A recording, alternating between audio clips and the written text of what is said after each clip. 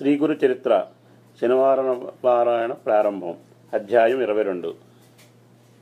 శ్రీ గణేశాయ నమః, శ్రీ సరస్వతీ నమః, శ్రీ గురుభ్యో నమః. ప్రస్తావన: 22, 23, 24 అధ్యాయాలు ఈ క్రింది విషయాలను విశదపరుస్తాయి. త్రిమూర్త్యాత్మకుడైన సద్గురు సర్వసమర్థుడు. ఆయన వాక్కు పరమేశ్వర శాసనమే. శ్రీ అక్కలకోట స్వామిలాగా శ్రీగురుడు కూడా మాట మాత్రము చేత ఒక గొడ్డు బర్రెను పాడిగేదిగా మార్చాడు. ఇష్టదేవతోపాసన సద్గురువును ఆశ్రయించడంలో గాని సఫలము కాదని, సద్గురువు సకల దేవ స్వరూపమని, విశ్వరూపుడని శ్రీ సాయిబాబా జీవిత చరిత్రలాగా ఈ చరిత్రలోని త్రివిక్రముని అనుభవం తెలుపుతుంది. అంతేకాక ఇంకా ఈ క్రింది అంశాలు కూడా గమనించదగినవి.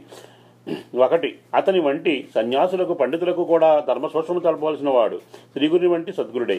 2. కొమసీ గ్రామానికి ఆయనతో వచ్చిన రాజు పరివారము గొప్ప యతి సంఘముగా దర్శనమిస్తారు. సద్గురు భక్తులైన సంసారులు కూడా అంతరంగంలో నిష్కాములైన సన్యాసులే. సద్గురువును ఆశ్రయించని సన్యాసులు కూడా ద్వంద్వాలను విడువని సంసారులుగానే ఉండిపోతారు. కథారంభం. నామధారకుడు సిద్ధముని: మీ వలన నాకు అజ్ఞానాంధకారం తొలగి జ్ఞానోదయమైంది. అందువలన మీరే నా గురుదేవులు. కామధేనువు వంటి శ్రీ గురుచరిత్ర నాకు వినిపించి నాలో గురుభక్తిని వికసింపజేస్తున్నారు. శ్రీ గురుకథ నా మనసును హరిస్తున్నది. అటుపైన ఏమి జరిగిందో సెలవీయండి అని ప్రార్థించాడు. సిద్ధయోగి: నాయనా, నీకు గురుకృప లభించింది. నీకు ఈ కథ వినిపించడం వల్ల నా జన్మ కూడా ధన్యమైంది.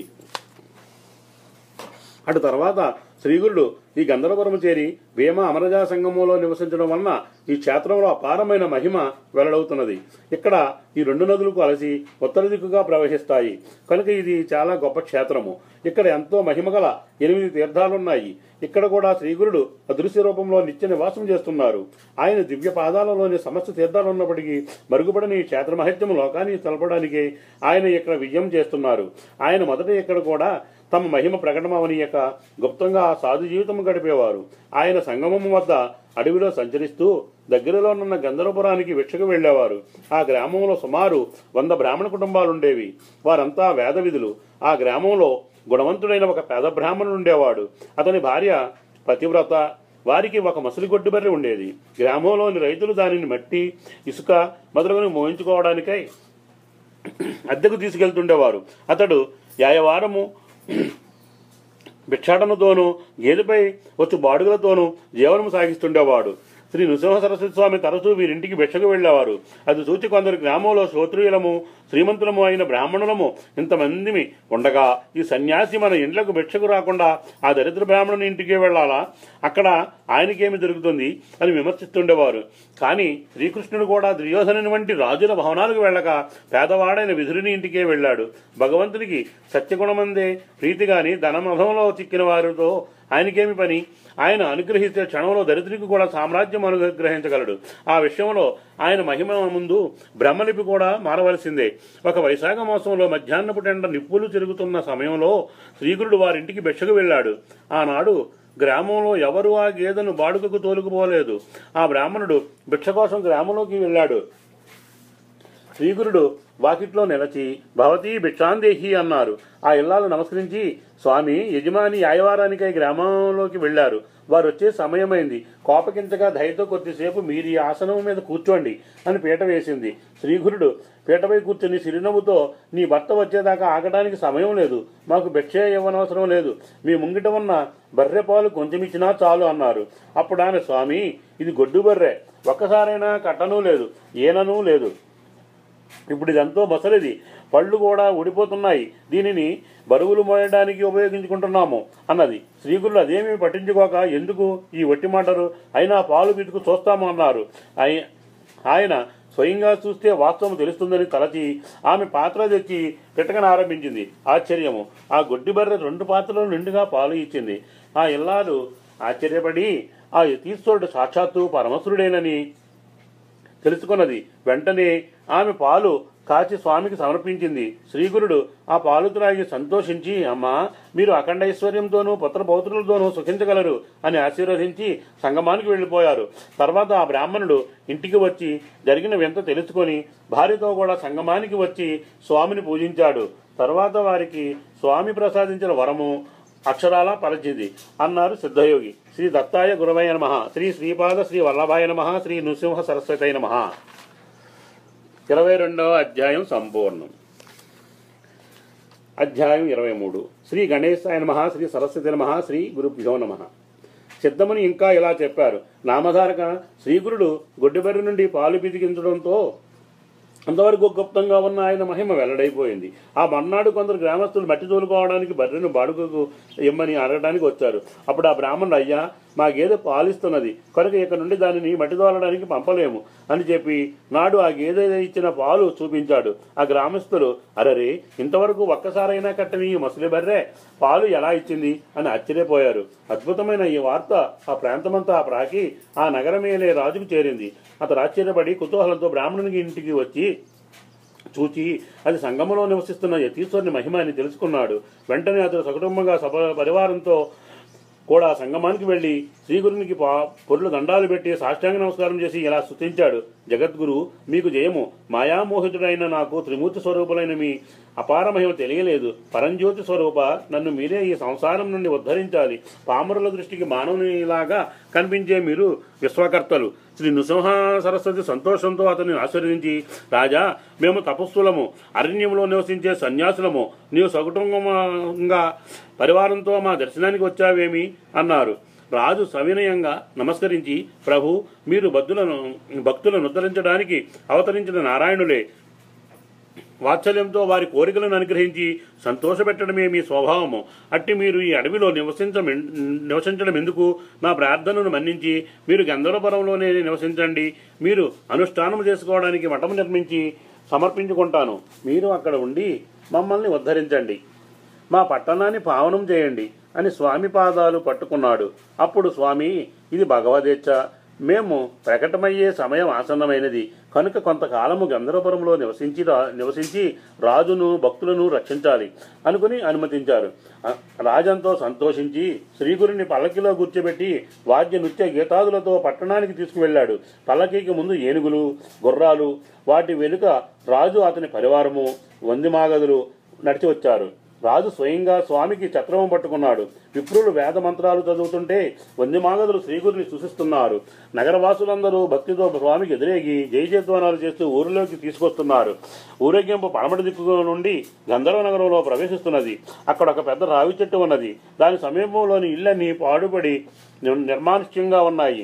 అందుకు కారణము, ఆ చెట్టు మీద ఒక బ్రహ్మరాక్షసుడు ఉండేవాడు. అతడు ఆ ప్రదేశంలోకి వచ్చిన మానవులను, జంతువులను మృంగివేస్తుండేవాడు.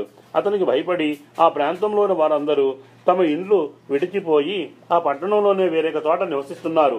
ఊరేగింపు ఆ చెట్టు దగ్గరకు రాగానే స్వామి తమ పల్లకి నుండి ఆ చెట్టుపైకి చూచారు. మిగిలిన ఎవరికి కనిపించకపోయినా ఆ బ్రహ్మరాక్షసుడు చెట్టు దిగి వచ్చి స్వామికి నమస్కరించి తన వద్దనున్న తనను ఉద్ధరించమని ప్రార్థించాడు. పరాత్పరుడు, కరుణామూర్తి అయిన శ్రీ నృసింహ సరస్వతి అని అతని తలపై తమ చేయి పెట్టి ఆశీర్వదించారు. తక్షణమే అతనికి మానవాకారం వచ్చి అందరికీ కనిపించాడు. స్వామి అతనితో, నాయనా, నీవు వెంటనే సంగమానికి వెళ్లి స్నానము చేయి, నీ పాపము నశించి ముక్తి పొందుతావు అని ఆదేశించారు. అతడు స్వామికి నమస్కరించి వెంటనే సంగమానికి వెళ్లి స్నానం చేసి ఆ శరీరము విడచి పెట్టి ముక్తి పొందాడు. ఈ సన్నివేశము చూసిన పట్టణవాసులు శ్రీగురుడు సాక్షాత్తు పరమేశ్వరుడని తెలుసుకున్నారు. అప్పుడు శ్రీగురుడు, నాకు మఠమిక్కడే నిర్మించాలన్నారు. అప్పటికప్పుడే ఆ సమీపంలో ఉన్న ఒక పాడుపడిన ఇల్లు శుభ్రం చేశారు. దానినే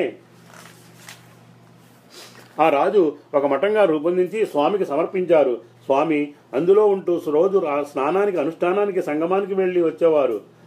నిత్యము రాజు ఆయనను దర్శించి పూజించేవాడు. శ్రీగురుడు సంగమానికి వెళ్లేటప్పుడు, మళ్లీ మఠానికి తిరిగి వచ్చేటప్పుడు ఆయనను పల్లకిలో కూర్చోబెట్టి రాజమర్యాదలతో తీసుకువెళ్లేవాడు. నిత్యము ఎందరెందరో శ్రీగురు దర్శనానికి వస్తుండేవారు. ఆ పట్టణంలో ప్రతినిత్యము బ్రాహ్మణ సంతర్పణలు జరుగుతుండేవి. అలా శ్రీగురిని కీర్తి గ్రామాలకు ప్రాకిపోయింది. గంధర్వ నగరానికి కొద్ది దూరంలోని కుమసి అనే గ్రామంలో త్రివిక్రమ భారతి అనే సన్యాసి ఉండేవాడు. వేద విధులైన ఆ యతి నిత్యము నృసింహ అవతారాన్ని మానస పూజతో ఉపాసిస్తుండేవాడు. ఇతడు శ్రీగురిని గురించి విని ఆ యతి దాంభికుడు, సన్యాసాశ్రమ ధర్మానికి విరుద్ధంగా వైభవం అనుభవిస్తున్నాడు అని ఆక్షేపిస్తుండేవాడు. విశ్వవ్యాపి సర్వసాక్షి అయిన శ్రీగురుడు ఆ సన్యాసి చేస్తున్న ఆత్మనిందను తెలుసుకున్నాడు. అప్పుడు ఒక అద్భుతం జరిగింది. శ్రీ దత్తాయ గురువే నమః, శ్రీ శ్రీపాద శ్రీ వల్లభాయ నమః, శ్రీ నృసింహ సరస్వతై నమః. 23వ అధ్యాయం సంపూర్ణం. అధ్యాయం 24. శ్రీ గణేశాయ నమః, శ్రీ సరస్వతి నమః, శ్రీ గురుభ్యో నమః. సిద్ధయోగి ఇంకా ఇలా చెప్పారు. త్రివిక్రమ భారతి శ్రీగురిని నిందిస్తున్నాడని విని రాజు ఒకరోజు స్వామితో, స్వామి, అతడు మిమ్మల్ని నిందిస్తుంటే మీరు ఊరుకుంటారేమిటి? అతని అజ్ఞానాన్ని తొలగించరాదా అని వేడుకున్నాడు. శ్రీగురుడు అంగీకరించి బయలుదేరారు. రాజు వెంటనే స్వామిని పూలమాలలతో అలంకరించి పల్లకీలో కూర్చోబెట్టి రాజలాంఛనాలతో కొమసి గ్రామానికి తీసుకువెళ్లాడు. ఆ ఊరేగింపు మహావైభవంగా కొమసి గ్రామం సమీపించే సమయానికి త్రివిక్రమ భారతి పూజ చేసుకుంటున్నాడు. ప్రతిరోజు నరసింహావతారం అతనికి దర్శనమిచ్చేవాడు. త్రివిక్రముడు ఆ మూర్తిని మనస్సులో నిలుపుకొని మానస పూజ చేసేవాడు. కానీ ఆ రోజు అతను ఎంత ప్రయత్నించినా ఇష్టదేవతామూర్తి దర్శనమియ్యలేదు. త్రివిక్రముడు, స్వామి నృసింహ, ఈ రోజు మీరు నన్నెందుకు కరుణించలేదు? ఎంతో కాలంగా చేస్తున్న నా తపస్సంతా ఈ రోజు భంగమైంది. ఇక నేనేమి చేయగలను అని ఆర్తితో తనను కరుణించమని ప్రార్థించాడు. వెంటనే అతని మనస్సులో సపరివారంగా ఆ గ్రామానికి వస్తున్న శ్రీగురుని దర్శనమై, ఇప్పుడు నేను నదీ తీరంలో ఉన్నాను, అక్కడికి వచ్చి దర్శించుకో అని దివ్యవాణి వినిపించింది. త్రివిక్రమ భారతి వెంటనే లేచి నది వద్దకు వెళ్ళాడు. కానీ అతనికి ధ్యానంలో కనిపించిన శ్రీగురుడి అక్కడ దర్శనమివ్వడంతో అతడు ఆశ్చర్యపడి శ్రీగురునికి సాష్టాంగ నమస్కారం చేశాడు. మరుక్షణమే అతనికి సమస్త ప్రాణులు, రాజు, పరివారము కూడా ఎత్తులాగా కనిపించారు. త్రివిక్రమ భారతి నివ్వెరపోయి, అంతమంది సన్యాసులలో శ్రీగురిని గుర్తించలేక, స్వామి త్రిమూర్తి స్వరూప, వీరందరిలో మీ రూపమేదో గుర్తించలేకున్నాను. నాపై కృపతో మీ నిజరూపము దర్శింపజేయండి.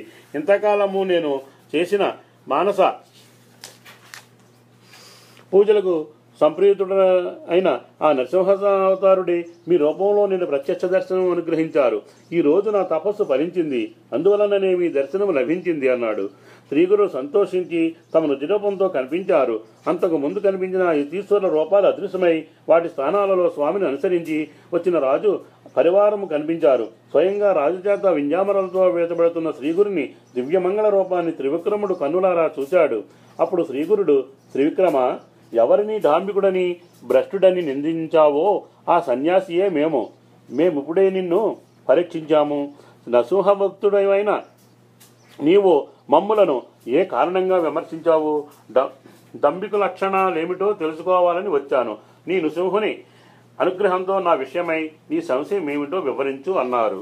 శ్రీగురుడు తన విషయమంతా వివరించి చెప్పడమే గాక ఆయన ప్రసాదించిన దివ్య దర్శనంతో పరవశించిన త్రివిక్రమ భారతి శ్రీగురునికి నమస్కరించి, సద్గురుత్తమ, మీరు మానవ రూపంలో అవతరించడం వలన నేను తెలియక మూడిని వలె ప్రవర్తించాను. నన్ను క్షమించండి. విదురుని వద్దకు, ద్రౌపది వద్దకు అనుగ్రహించవచ్చిన శ్రీకృష్ణుని వలె నన్ను అనుగ్రహించడానికై మీరే స్వయంగా వచ్చారు. మీరు సాక్షాత్తు త్రిమూర్తి రూపమైన పరమేశ్వరులే. పగటి వెలుగును చూడలేని గుడ్లగోబ వలె అజ్ఞానినైన నేను మీ పరంజ్యోతి స్వరూపాన్ని గుర్తించలేక భ్రమించాను. మీరు నన్ను జ్ఞానమనే నావలో ఎక్కించి మీ కృపయనే అనుకూల వాయువును ప్రసరింపజేసి ఆత్మయనే ఒడ్డు చేర్చండి. భారతంలో అర్జునునికి శ్రీకృష్ణుడు విశ్వరూప దర్శనమిచ్చిన కథ విన్నాను. కానీ ఇప్పుడు మీ అనుగ్రహంతో మీ విశ్వరూపం ప్రత్యక్షంగా దర్శించి కృతార్థుడనయ్యాను. భేదబుద్ధిని సులభంగా తొలగించగల చింతామణి వలె మీరు నాకు ఈనాడు లభించారు. మీరే నా ఉపన్యాస దైవమైన నృసింహ స్వరూపులు, శరణు అని స్తుతించాడు. శ్రీగురు అతనిని అనుగ్రహించి, త్రివిక్రమ, నీ భక్తికి సంతోషించాము. నీవు నృసింహస్వామికి చేసే అనుష్ఠానము మాకే చెందుతుంది. అదే చేస్తుండు. నీకు పునర్జన్మ లేదు. నీకు జీవన్ముక్తుడవై పరమాత్మలో ఐక్యమవగలవు అని ఆశీర్వదించి త్రివిక్రమ భారతిని ఆ గ్రామంలోనే ఉండమని ఆదేశించారు. తర్వాత ఆయన గ్రామాధిపతితోనూ పరివారంతోనూ మాకు అనుష్ఠాన సమయమైంది, మేము ముందుగా వెళ్తాము, మీరు వెనుక రండి అని చెప్పి మనోవేగంతో సంగమానికి చేరుకున్నారు. తరువాత శ్రీగురుడు స్వస్థానమైన గంధర్వపురం చేరారు. కనుక నామధారక శ్రీగురుడు భగవంతుడు కాడని, మానవ మాతృడేనని తలచేవాడు 7 జన్మలు నరకం అనుభవిస్తాడు. గురువే బ్రహ్మ, విష్ణు, మహేశ్వరులని వేదాలు చెబుతున్నాయి. నా మాటపై విశ్వాసముంచి లోకులు శ్రీగురుపాదాలను ఆశ్రయింతురుగాక. అందరికీ అందుబాటులో ఈ గురుకథ అనబడు సర్వేంద్రమును స్థాపించాము. దీని నుండి ప్రజలు గురుకథామృతమును సేవింతురుగాక అన్నారు సిద్ధయోగి. శ్రీ దత్తాయ గురవే నమః. శ్రీ శ్రీపాద శ్రీ వల్లభాయ నమః. శ్రీ నృసింహ సరస్వతయ నమః. 24వ అధ్యాయం సంపూర్ణం. అధ్యాయం 25. శ్రీ గణేశాయ నమః. శ్రీ సరస్వతయ నమః. శ్రీ గురుభ్యో నమః. ప్రస్తావన. శ్రీగురుడు అక్కలకోట స్వామిలాగా విద్యా గర్వాంధులైన పండితులకు గర్వభంగం చేయడానికి అంత్యజుని చేత వేదము చదివిస్తారు. ఈ